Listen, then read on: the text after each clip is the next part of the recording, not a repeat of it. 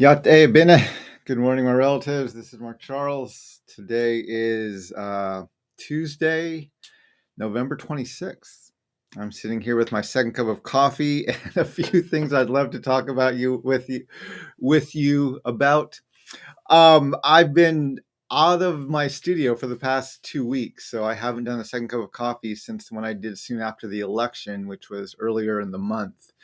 November is usually my busiest travel time, and so I'm on the road quite a bit. And I had an unexpected trip last week. I was planning to do a second cup of coffee last week, but I had an unexpected trip come up. It wasn't even a speaking event, but I had a chance to go see my son in Iowa and spend a few days with him where he works and lives, and I didn't want to turn that down. So I was out in Iowa last week for a few days, spending some time with my son. And but unfortunately, that meant I wasn't able to do a second cup of coffee. The week before that, I was in Birmingham, Alabama, where I spoke at the University of Alabama, Birmingham, at their medical school, talking about decolonizing health and healthcare. Which that event was a lot of fun. I really enjoyed that event. But anyway, yeah, November's been a fairly busy month. I've been on the road quite a bit, but I'm excited to be here with you. And there's many things I want to talk about. But so I welcome you. Grab a cup of coffee or whatever your favorite morning beverage is and pull up a chair. And I'd love to have a discussion. But before I begin, I want to do just like I always do and acknowledge I'm speaking to you from Piscataway lands. It's now called Washington, D.C. My Navajo people call it Washington. But these are lands originally inhabited by the Piscataway people. And I want to honor the Piscataway as the hosts of the lands where I live today. I want to thank them for their stewardship of these lands. And I want to just continue to remind myself and remind others that we are living on indigenous lands and we need to walk humbly as we move, live, breathe, work, conduct our lives on these lands. So, my Piscataway relatives, thank you for your care and your work on these lands. I am deeply, deeply grateful. Let me see who's online with me this morning. I think there might be a few people joining me. Mr. Phil Fox, Yá'át'ééh. Good to see you. Glad you could join this morning. Donna, Yá'át'ééh. Thank you for joining. I hope your cup of coffee is as good as mine is. I'm glad to see there's several people online. I don't even know where to begin, right? There's so much that's gone on in the past 2 weeks. I've traveled in November to Minneapolis. I've traveled to Birmingham, Alabama. I've been to Iowa to spend some time with my son. I've been here with my family. I had a birthday. If you follow me on Facebook, you'll know that the 24th, Monday, or Sunday actually, was my birthday. And I had a great day. I arrived back here in DC on Saturday, and my wife and my daughters treated me to a great day. Sunday morning, we went out we walked to a restaurant right near about a mile from our house, and had a great breakfast Sunday morning. My daughter loves Formula One, and so her and I watched the Las Vegas Formula One race that had been pre-recorded, and we watched that in the afternoon. And then we cooked a fantastic dinner that evening. And so it just had a really, really good day with family. And it was good to be here, to be back home again. Also, it was great to spend just a few days on Friday and Saturday with my son in Iowa and be able to hang out with him for a few days. And that was a lot of fun as well. So, it was good. So if I look a little bit older, maybe a little bit wiser, it's because I just turned another year older, and am looking forward to this next year of my life. But I don't even really know where to begin. Obviously, we have a new president-elect, and this president-elect comes with a lot of baggage and says a lot of very controversial things, and likes to put himself in the middle of every conversation that he can possibly find. And of course, the media, which thrives and subsists, I should say, on clicks and advertising and the outrageous, they just love highlighting every little thing he says and does, whether they're right-leaning or left-leaning, right? Trump and people like Trump are absolutely their bread and butter. And so they could care less about the chaos this may cause within our country. If there is something controversial, if there's something that will anger or enrage or excite people, they will absolutely show it, regardless of the newsworthiness of the quote or the event or whatever else is going on. And so what it means is we are going back into this environment where we are going to be, I don't know if I want to say triggered, but that might be a good word, not only by Trump himself, but by the media, who is looking to sell more advertising and to get more clicks onto their stories. And so they're going to use the most outrageous language they can. They're going to find the most outrageous stories. They're going to highlight them. And it's going to go back into just this crazy 24-hour news cycle that's hyped up on Trump now. And so I was reminded of this reality that we're going back into, and I see Clarence, Yá'át'ééh, Clarence, thanks for joining me. Olandiji, thank you so much for joining. So glad you're here. Steve, Yá'át'ééh, it's good to see you. It was great to see you, Steve. It was great to see Steve. He drove up to see me in Minneapolis and was able to attend a couple of the events I did there. So, Steve, it's always good to see you, whether it's in person or virtually. But I'm glad you could join this morning. But anyway, so last Saturday, I think it was, I found this story on the New York Times, and I'm going to put it into the chat right now. It was about the Ultimate Fighting Championship fight that Trump and his entourage went to. And his entourage absolutely now includes a very wealthy admirer and tag-along named Elon Musk, who is doing everything he can to fanboy Trump and pump up his ego. I'm sure he's doing it for business purposes. I actually don't think he likes Trump, but who knows? But anyway, he is the ultimate Trump fanboy right now, and he is doing everything over the top to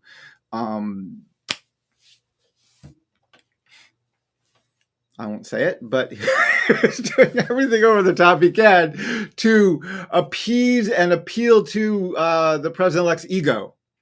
And of course, the president-elect loves to have wealthy, cool people around him, and he sees Elon Musk as the wealthiest person in the world, as the ultimate of cool, and his acceptance or his being in his orbit is the thing that Trump thrives on, and so he is absolutely soaking that in. I can't even imagine the egos in the room when they're together, but anyway.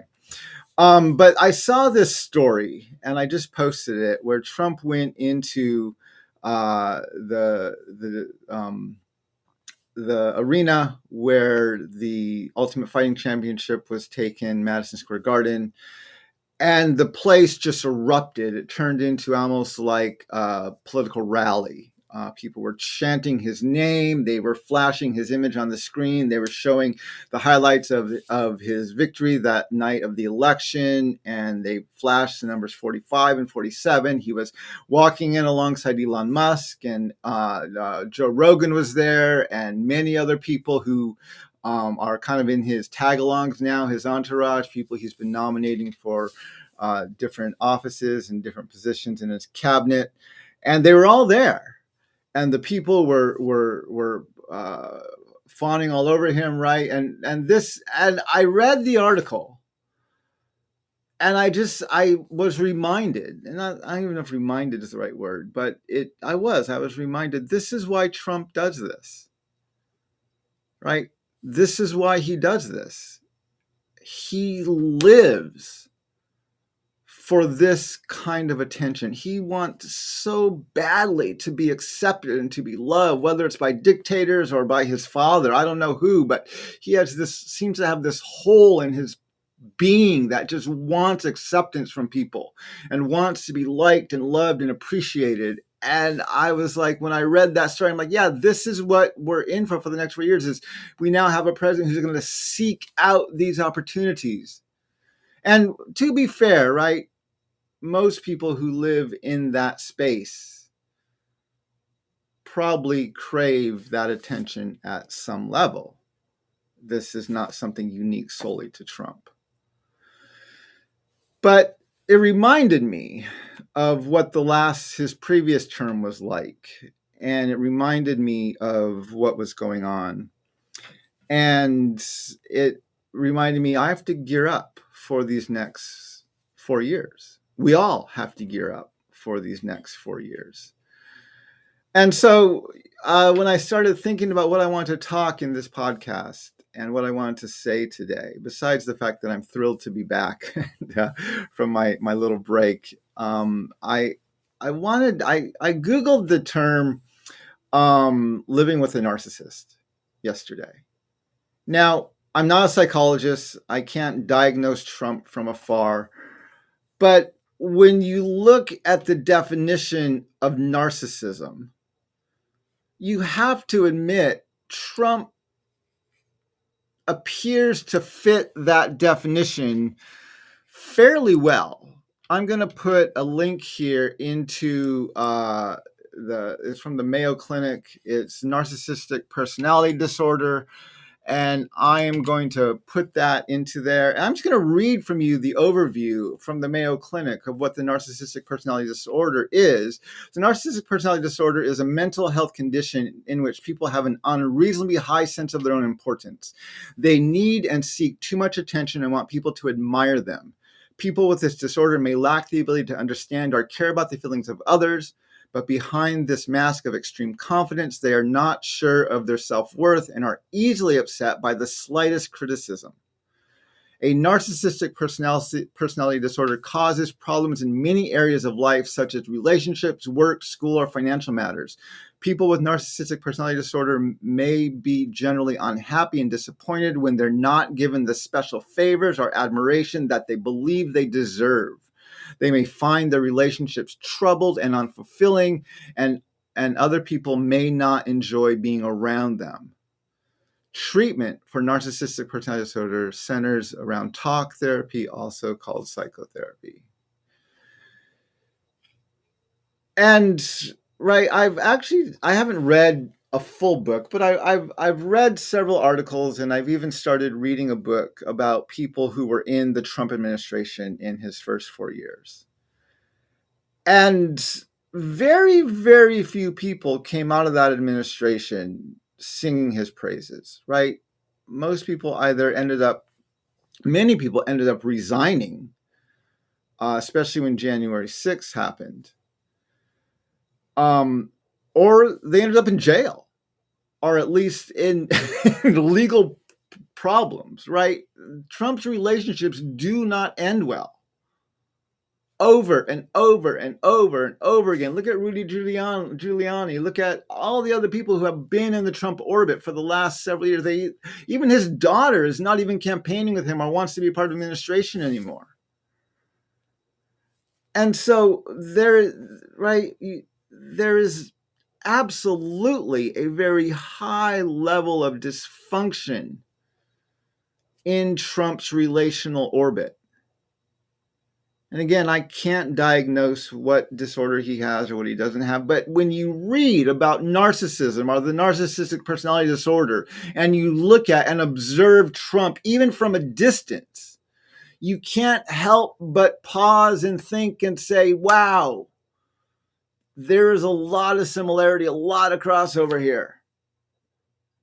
Whether it's his hypersensitivity to being criticized, whether it's his complete lack of empathy for the people he mocks and criticizes and makes fun of while he's on stage, right? He just does these kind of things over and over and over again. And I remember the last time he was elected, back in 2016, I actually did some reading on what do you need to do to live with a narcissist. And one of the things I read, right, is narcissists create problems that only they can solve. And that keeps them in the center because then people need them to fix the problems that they've created.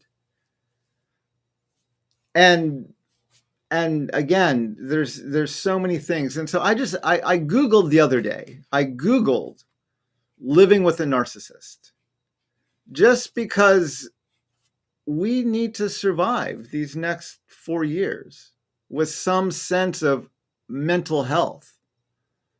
And one of the first things I've done over the past 2 weeks, even 3 weeks since the election, is I make sure I am not bombarded with news.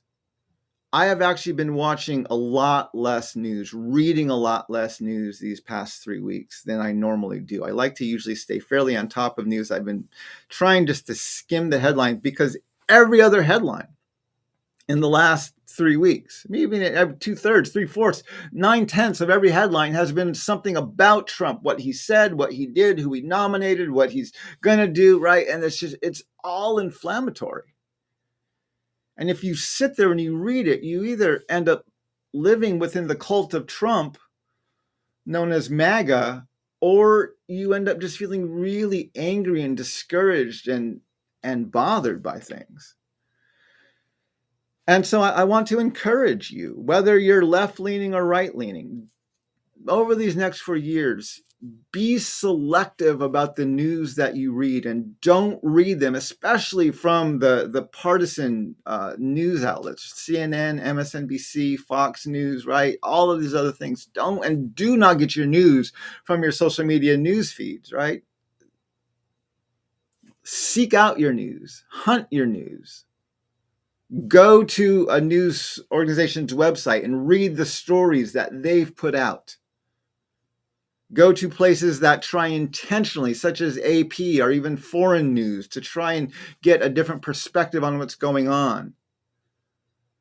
Try to read news articles that are more publicly funded, like NPR. And I know for all of you who are right-leaning that, yes, almost every news organization in the country is left-leaning, and you're not going to get the MAGA bubble that all of your peers have. But you really need to be selective. I want to encourage everybody to be as selective as you can about how you get your news these next 4 years, so that you don't live in this constant state of stress and tension and emotional up and down. Because if you do, that's what's going to happen, is you're going to be brought on this roller coaster, and you're going to end up feeling like you're living in Trump's orbit, because the news organizations are going to do everything they can to make every amount of money they can, especially the 3 or 4 partisan ones, which are.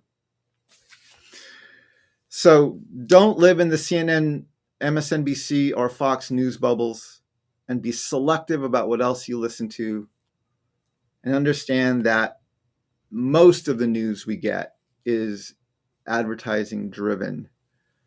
And most of the news organizations are going to be writing headlines and highlighting stories and highlighting different parts of stories to make you feel either afraid, angry, euphoric, or scared. So just remember that. Please keep that at the forefront of your mind.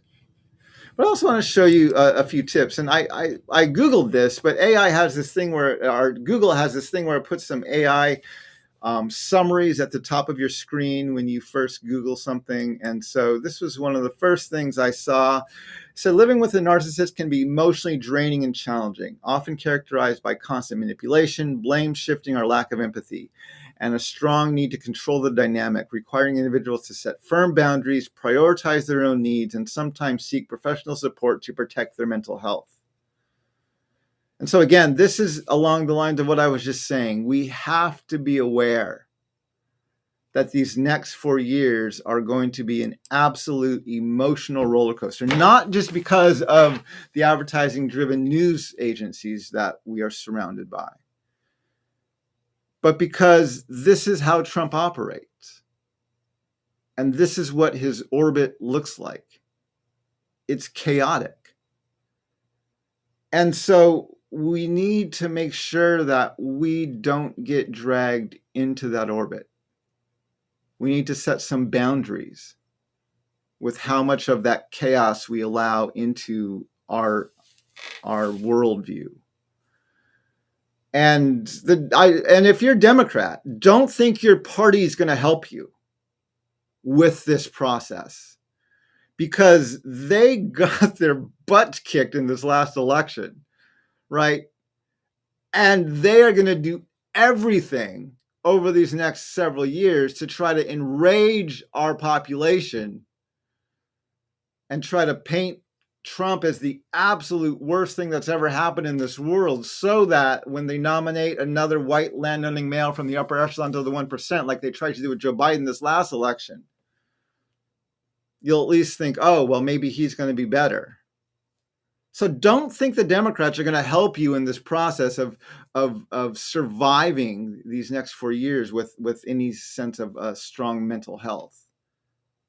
They're going to be just as bad as CNN, MSNBC, and Fox News are at trying to enrage you at everything Trump says so they can raise more money from you, so that they can get more support and even hopefully try to get your vote in the next 4 years. So they are not the Democratic Party is not going to be your ally over these next 4 years. Please remember that as you're trying to think about, how do I survive these next 4 years? Your party is not going to help you if you're left-leaning, if you're a Democrat.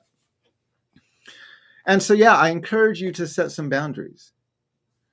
And I think something all of us could probably benefit from over these next 4 years is to try and build a relationship or invest in relationships that we have personally, whether with people at work or people at your place of worship or people in your neighborhood who have different political views than you do.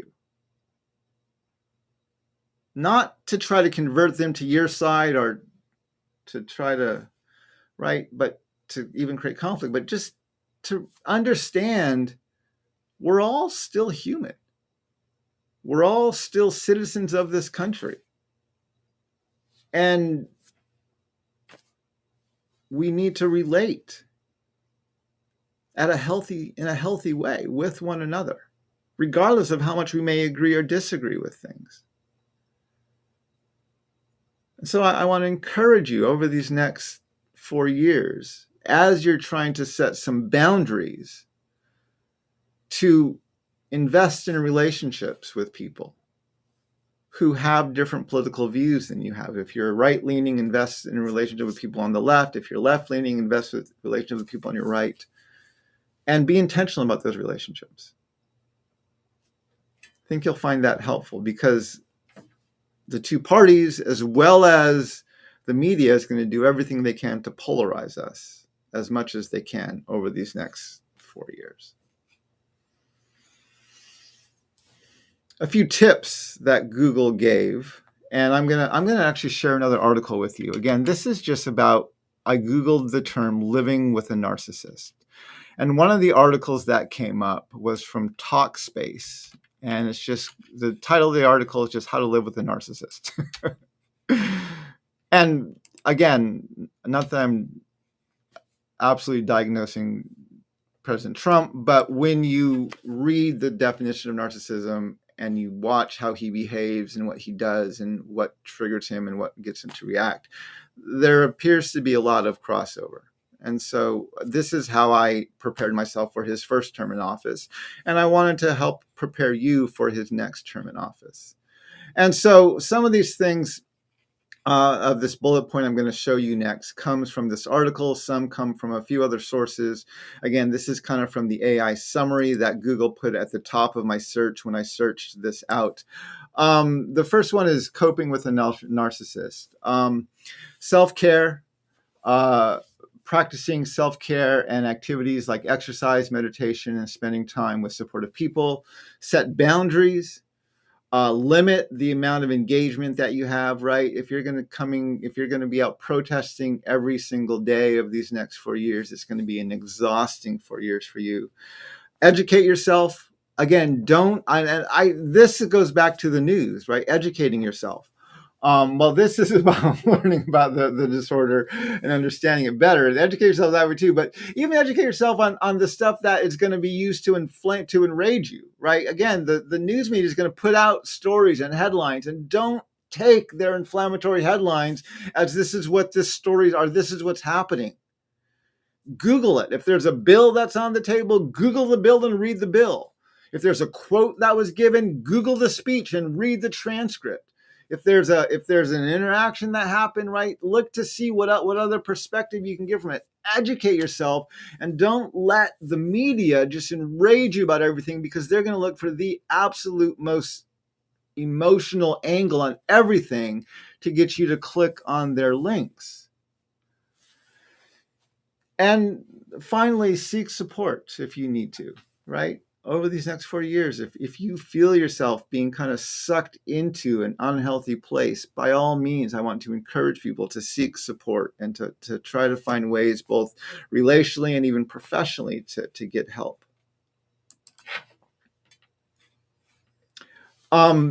These are some key points it gave about living with a narcissist. They have a lack of accountability.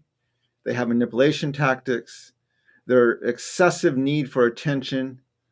They can be emotionally neglectful, and there absolutely are boundary issues. And this goes under educating yourself of like, okay, what is it that is going to be so overwhelming or so challenging about our president-elect, and how is he engaging in ways? And again, just if you don't think this is a problem, look at all the people who've been close to him publicly in the past several years. There is very few people in this administration that were in his last administration.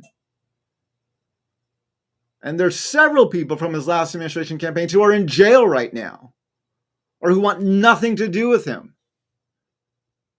And so you have to remember, right? Donald Trump leaves just chaos, relational chaos, and damage behind him relationally. And so we need to understand what causes that, and how can we, as citizens of this country, people are going to be hearing about him every day for the next 4 years. What do we need to do to protect ourselves emotionally and keep ourselves in a better mental state? So anyway, I bring these up, not even necessarily to be divisive. See, I'm an independent. I can just as easily critique the left as I critique the right, and I do that numerous times, many times. But even if you're in the middle of the MAGA cult and you're just singing the praises and hymns at your church because God put his ordained person in office, if that's what you believe, you need to do some things to protect your mental health. Because I can promise you, Donald Trump has very little concern for your mental health. And he will use you and suck you emotionally dry as much as you can, as long as he gets the attention that he is so insistent on trying to pursue and receive. And so I want to encourage everybody, whether you're left or right, to be very aware of the challenges we're facing as a country these next 4 years, and what we need to do to keep our own mental health. And if you're on the right and you're about ready to turn this podcast off and, oh, Mr. Charles, you're just over the top. Just imagine for a moment, okay? If there was a Democrat acting the way Trump's acting, or if a person of color was behaving the way, imagine if Obama had done half of the things, a quarter of the things that Trump has done. Whether it's assaulting women or instigating an insurrection to keep himself in office. Imagine if President Obama had tried to do a quarter of those things when he was in office. I don't even want to know what would have happened. And so, if you're on the right, you just need to remember, you're in a cult. Trump's MAGA thing is absolutely a cult. And you can't see it because you're stuck in the middle of it. But ask friends around you. not people who are also in the cult right next to you, but ask objective people around you what they think of how you're behaving and of what's going on. And yeah, if you won't listen to me, maybe you can hear it from them.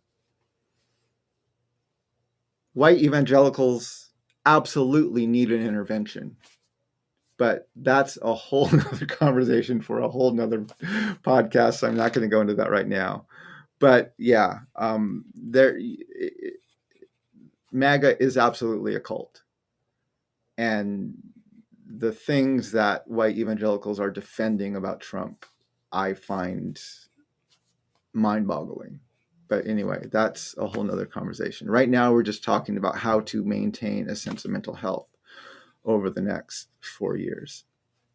And so those are some things that I wanted to point out. And I want to just give you a little bit of perspective, just a tiny bit of perspective on this, because I originally was going to have my podcast be about this, what I'm going to bring up next. And then I decided to change it more about just our general mental health. But as you know, and as you've been enraged or either thrilled or enraged to find out, right, Donald Trump nominated R.F.K. Jr. To be his Secretary of Health and Human Services, I think it is. And right, you've read all the articles. I don't have to remind you what's been said about that and everything that's going on there. And I will agree on many levels that there are many, many troubling things about RFK Jr. that putting him in a place of a cabinet position over those that will oversee those types of policies, whether it's his attitudes towards vaccines or other things that he's said and done, right? There's a lot of troubling things there, and I do not want to disagree or deny those things. But I put this story in here because I read this article, and I looked at RFK during when he ran as an independent during the last election. I looked at him kind of closely. I didn't vote for him. But there's a few things that he gets right. And one of them is not only his desire to be healthy and his desire to eat healthy. And this is a story about, he was asked about what's it like to ride on Trump's jet and to be there. And he said, well, whenever you're campaigning, the food is always bad. But Trump's jet is like over the top. He said the only options are like Big Macs or Kentucky Fried Chicken or things that aren't even edible, right? And RFK Jr. has said several times he wants to engage fast food and processed food makers and try to do some things to get our nation to eat healthier. Now, as you know, over the past year and a half, I've done a lot to change my health and to change my diet and to exercise more and to move more and to eat less processed and ultra processed foods and to eat healthier whole foods and so on. And I've read a ton of books. And again, one of the most overwhelming things as I've read through, especially about our nation's addictions to ultra processed foods and to fast food, is how little the government oversees and regulates these industries. And there's been several times I've had to lay down books and not read them for a few days because the systemic and institutional neglect to do anything for the general health of our nation is just not only sickening, but it's overwhelming. It's like, how do we get our nation to eat healthier when our government refuses to regulate these industries? And even, right, and again, when President Obama was in office, Michelle Obama, she came in fired up to help our nation get healthier. And after a few months or her first year or so in office, and she was intending to take on the fast food industry and the processed food industry. But when she saw the size of the lobby, and when she saw how taking on that industry could hurt her husband politically, she decided to focus the bulk of her campaign onto exercising. Now, she did get a few things passed, but she also made a fairly intentional choice to not take on the fast food industry and the ultra processed food lobby because of what that would have done politically and the challenges that would have created for her husband and the things he was trying to do in office. And so to hear RFK, not only in this article, openly criticize Trump, not for the way he acts or behaves, but for the way he eats. I loved it. I'm like, finally, someone who's able to talk. He talked about how Trump eats like a child, and he talks about how, right, we need to do more to take on these powerful food lobbies that are feeding us crap. And so, again, I'm not endorsing him, but I'm saying if you just read the headlines, you will only see the things that are going to enrage you or inflame you. And if you actually read and do some more research and go further into what some of these nominees actually stand for, you're like, well, there might be some good that would come out of this. There's a lot of damage that could come out too. But anyone any secretary nominee who's willing to openly criticize the president-elect for a way that he does not eat, I'll at least listen, right? I'll at least, okay, this, maybe we can accomplish some, maybe, yeah, we'll have to do something else about vaccines because he's not going to be an advocate for that. But could we actually do something to take on the fast food and the ultra processed food lobbies and maybe get better access to whole, healthy foods to all of our nation? Maybe something good could come. Again, not an endorsement. I'm just saying, find out the whole story before you just jump on the bandwagon to protest or to lobby, and actually read what's going on and what are some things that might be workable or compromisable in order to make some gains in one place where we might have losses in another place. So those are some of the things I'm just trying to think about my relatives. These next 4 years are going to be exhausting, and I will do what I can to not feed into that enragement and that emotional gaslighting. I will do my best to pick with the things I talk about carefully and to be honest and have a bipartisan critique. But I will. So again, if you've followed me and listened to me, you know, over the last 4 years while Joe Biden was in office, I critiqued a lot of the things he did, whether it was his Christian nationalism or his white, or whether it was the way he apologized to boarding school survivors, right? I was not ashamed or shy at all to critique the left and the ways that they were not working well nationally. And over the next 4 years, I am going to be more vocal about critiquing Trump. But I'm also going to point out how the left is a bit of a hypocrite in this debate. And we'll have those discussions as well. But I'm going to do my best to come at this from a bipartisan perspective, critiquing both sides, as well as acknowledging what could be going well and what might be helpful and more helpful to focus on. But the thing I just wanted to share with all of you today, my relatives, is I really want us to come through these next 4 years healthy.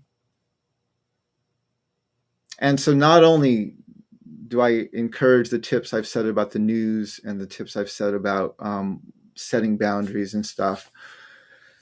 But I've taken up, even since the election, I've been much more intentional to every day do breathing exercises and meditation to just kind of calm myself and be at peace more. I'm still very adamant about getting out and exercising on a daily basis. I'm working very hard to eat healthy food and to sleep good at night and to do these things that I know my body needs so that I can deal with some of the bigger stressors that are going to be coming our ways over the next 4 years. And I want to encourage all of you to do that too. When I was at the University of Alabama, I gave a talk. It was called Decolonizing Health and Healthcare. And I started off with about 20 minutes of this is what the doctrine of discovery is, and this is the history of it. I even critiqued Abraham Lincoln in that 20. It was about 25 minutes that I did all that, and then for the next 25 to 30 minutes, I talked about both native culture, I talked about time perception, but then I talked about health and about all the stuff I've been learning over these past few months or this past year and a half about decolonizing my health and living healthier, whether it's waking up and running every morning to go and greet the sunrise, breathing better through my nose, sleeping more at night, eating more whole foods. So I'm actually chewing and exercising my jaw, eating less processed foods and less sugars and less flours and rice. And I felt really good about that talk. And I got some really good questions afterwards. And this is something I'm going to try to bring into all of my talks as I speak around the country. And I'm going to try to bring that aspect of decolonizing health into my talks, no matter where I go. In fact, in about 2 weeks, on December 8th and 9th, I think those are the dates, I'm going to be in Portland, Oregon. And I fly in, and on Sunday, December 8th, I'll be preaching at Great Spirit Church in Portland. And then that evening, I'm going to do a talk at the same church on decolonizing health. And that will be on Sunday, December 8th in Portland, Oregon. And then the next weekend, I'm going to be in Seattle. And on Friday evening, the 13th, I'm going to be in Gig Harbor, which is across the sound from Seattle, speaking at Agnes Day Lutheran Church. That event is at 7 o'clock in the evening, and that's going to be talking about my book, Unsettling Truth. Saturday evening, I'm going to be at Rainier Avenue Church in Seattle. And that event is going to be looking very closely at decolonizing health, the doctrine of discovery and decolonizing health. And then on Sunday, the 15th, I will be preaching at New Light Christian Church, which is right near Rainier Avenue Church. And I'll be preaching at that church service in the morning on Sunday. So I have 3 events in Seattle coming up. The first week or the second weekend in December, and then the first weekend in December I'll be in Portland. So there's a few events coming up, but I am going to be talking more and more about decolonizing health and what we need to do to maintain both a mental and a physical health in our very colonized worlds that we live in today. So my relatives, I want to thank you all for joining me. This has been fun to talk with you. I hope you find these things helpful. Once a month on my Patreon, I do a Q&A. And that Q&A it's an open Q&A. If you're part of the Ask Questions tier of my Patreon, and you can subscribe today if you'd like to. I'm going to put that link into the chat right now. But tonight at 8 o'clock Eastern time, I'll be doing my November Q&A on Patreon. And if you have questions about these things, or you want to take the conversation a little bit deeper, you're welcome to sign up for my Patreon. It's a great way to help keep my voice independent and support my work. as well as to get deeper and more engagement and content from the things I talk about and the discussions that I try to engage in online. And so I invite you to join that discussion tonight at 8 p.m. Eastern time. It's about 45 minutes to an hour long, and it always goes really well. I really like those Q&As. Sometimes they're really small and intimate. Other times they're a little bit bigger, but I've always enjoyed the discussions that we have there. And of course, if you want to buy a signed copy of Unsettling Truth, you can get those on my website at wirelesshogan.com. And if you also, we do what's called my book study special, where if you buy 10 copies of my book, I will give your study a 45-minute virtual Q&A for free. Anytime in the next year, you can schedule it with my office, and we can set up a virtual Q&A. And it's a great way to kind of entice people to join your book study. They'll get a Q&A with one of the authors from the book. And so I welcome you to join or to look at doing that. I'm also going to share this. I put this up online several years ago, and every Thanksgiving it gets a ton of hits. It's on YouTube. It's a video I gave regarding Abraham Lincoln, and the title of the video is "Why I No Longer Celebrate Thanksgiving, and Neither Should You." And as you know, if you've been following me for some length of time, you know I don't celebrate Thanksgiving. I tried for a number of years to kind of make it more just be about giving thanks and so on and so forth, but I gave up trying to celebrate Thanksgiving. The more I learned about Abraham Lincoln, the more I learned about kind of the roots of that holiday in our nation and the history, the more I just realized I can't do this anymore. I can't even keep pretending about these things. And so I don't celebrate it. My birthday is usually around Thanksgiving, so we'll usually do something for my birthday. My family still is off work; they're off school, so we still get together as a family, but we don't celebrate Thanksgiving, and we don't do anything special specifically for Thanksgiving on that day. But if you want to know more about that, I welcome you to watch that YouTube video link I just put there. And I welcome you to share it. It's a great way to start a conversation with people and get people to think about it. I don't condemn people who do celebrate Thanksgiving, but I am very much on working hard to educate people about this is what this holiday has meant since its inception.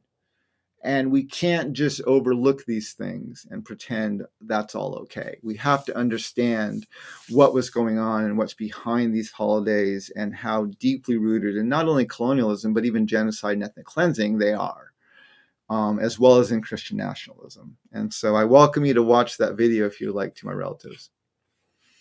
I think that's all I got for now. Thank you, everyone, for joining. Donna, thank you for joining today. Susan, thanks for joining today. Kat, thanks for joining today. It's so good to see everyone here. I'm so glad to be back on my podcast after taking a kind of an impromptu break for the last 2 weeks during my busy travel schedule. But I am hoping to do at least one more second cup of coffee sometime this week. But I'll see if I can schedule it later. But anyway, my relatives, hope you have a great day. If you're getting together with family and you're gathering, be safe as you travel. I hope your time with your family and friends goes really well. And walk in beauty, my relatives. And may we all learn how to walk in beauty together. Yá'át'ééh and Hakonet.